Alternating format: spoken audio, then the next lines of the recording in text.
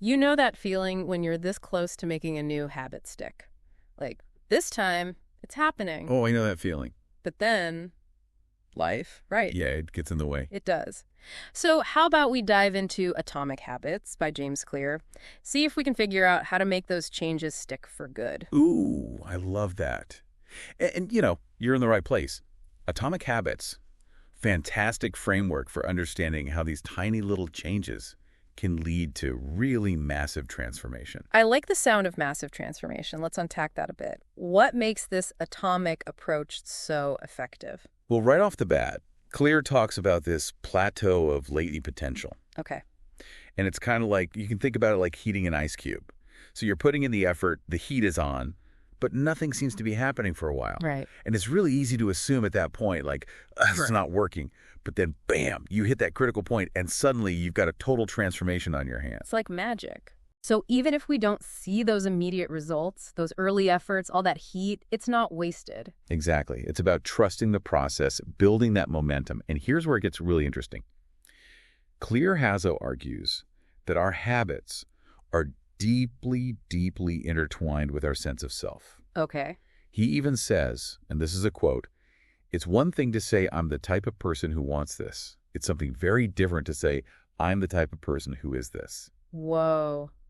That is a really powerful distinction. So it's more about who we are than what we're trying to do. It's more effective to focus on who we want to become, not just what we want to achieve. Absolutely. Okay. Like, let's say you see yourself as someone who takes pride in their appearance. You're probably far more likely to actually develop consistent grooming habits, not because you have to, but because it aligns with, like, your identity. Yeah. Like if I think of myself as a runner, I'm way more likely to, lace up my shoes and get out the door, even on those days when I'm feeling kind of blah. Precisely. It's a deeper motivation. Now, let me ask you this. What kind of person do you want to be? What kind of habits would support that vision? That's a big question. Okay, so I'm thinking about who I want to be, but how do we actually go from aspiring to being? Is it really as simple as deciding?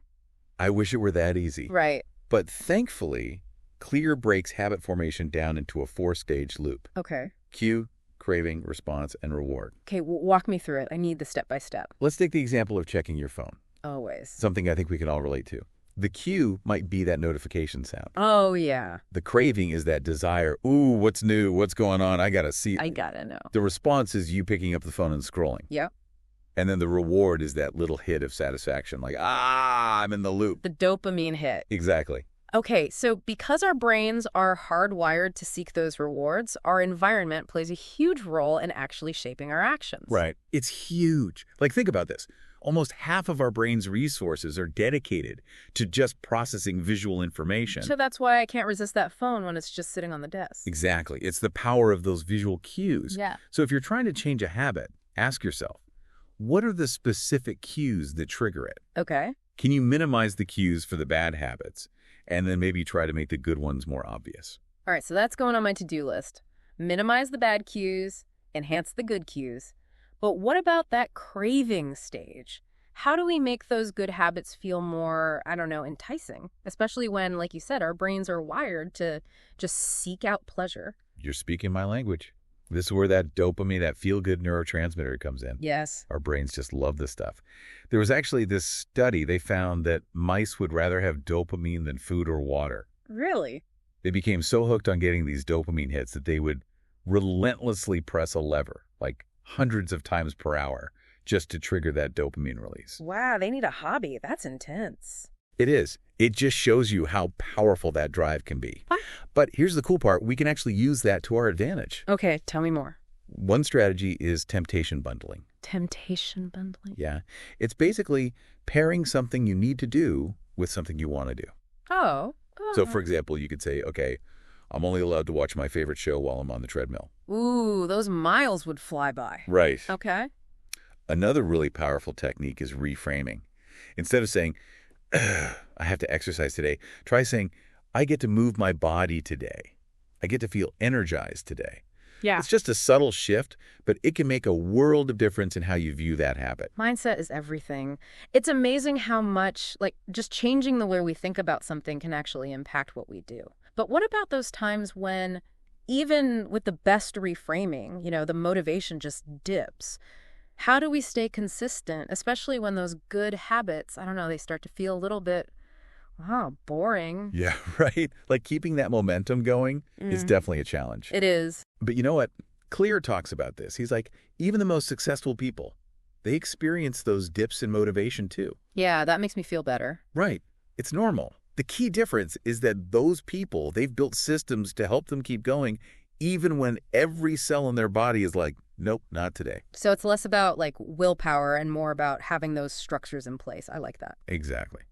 One of the simplest but most effective strategies he talks about is something he calls the never miss twice rule. Never miss twice. Yeah. So, like, you slipped up, missed a day, whatever, it happens. Just don't let it happen 2 days in a row. I can get down with that. I like that rule a lot. Right. Takes the pressure off of being perfect, Yeah. Because who's perfect? No one. No one. It's about progress, not perfection. 100%. And, to keep that progress moving forward, Clear is a big, big advocate for taking the time to reflect on your habits and, like, actually making adjustments as needed. Yeah. He even shares this great example from the world of professional basketball.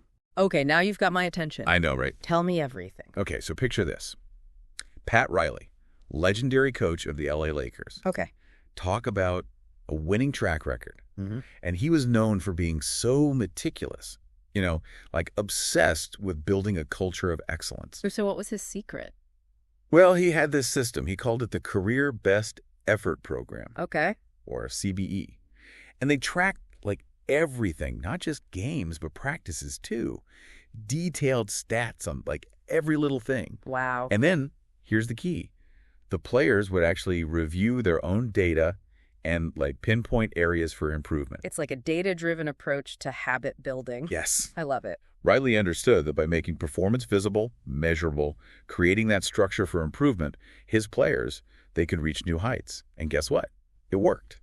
They dominated the NBA for years. Proof that even, I guess, at the top of their game, there's always room to grow.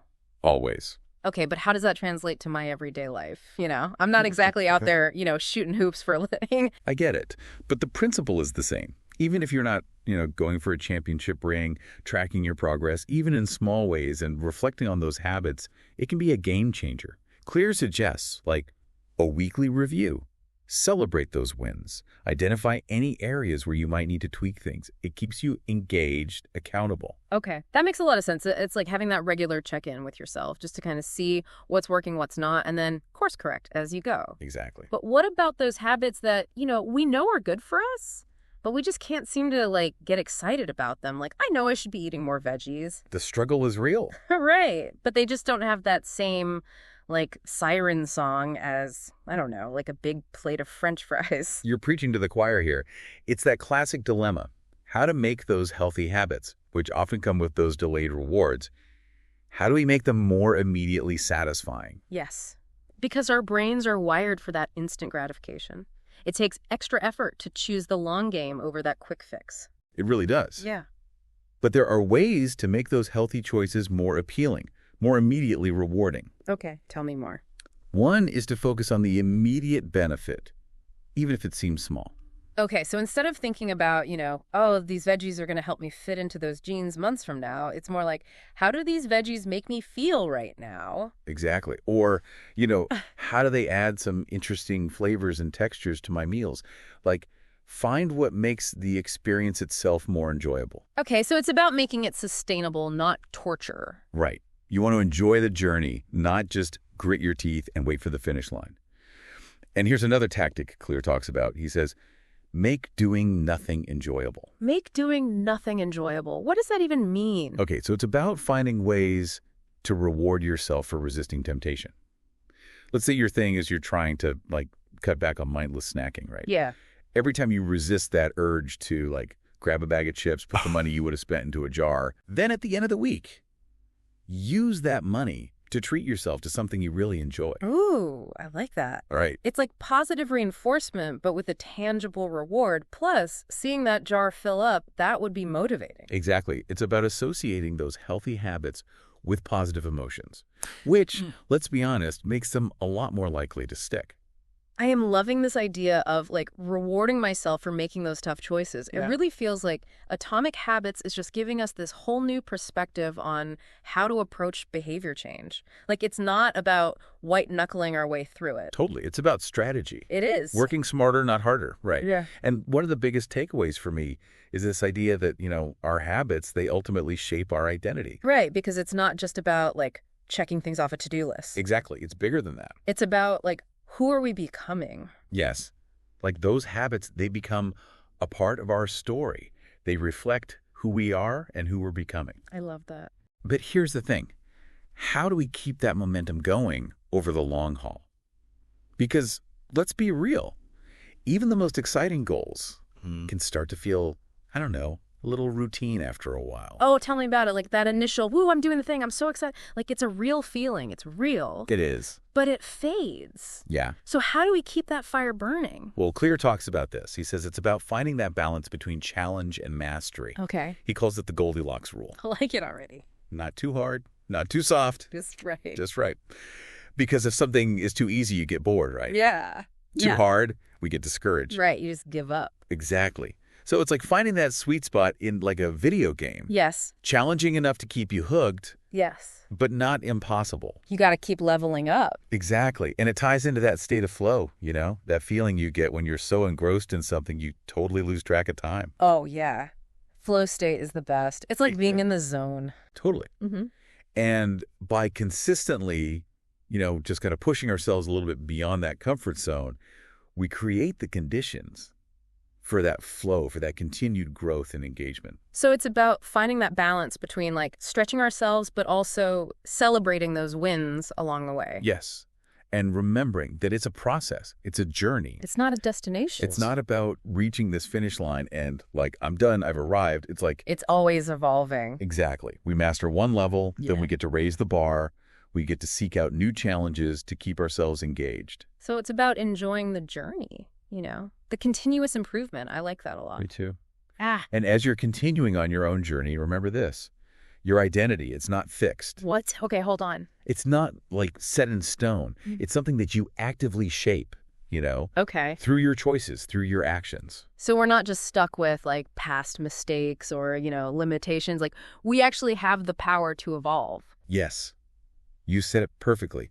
You have the power to evolve, to become that best version of yourself. I love that. And every time you choose to show up, every time you choose to practice, every time you choose to push yourself just a little bit further, it's like you're casting a vote. A vote. For the person you want to become. This has been so insightful. Atomic Habits really does give you those practical tools, that roadmap, I guess, for not just like changing your habits, but like you said, for designing a life that you actually love. That's what it's all about, right? Yeah. And it comes down to understanding the power of those small, consistent actions. Little hinges swing big doors or something like that. Exactly. So with that in mind, what is that one habit that you're ready to tackle, to experiment with, Ooh. to transform? So many possibilities. Remember, even those tiny changes, consistently applied, they can create some remarkable results over time.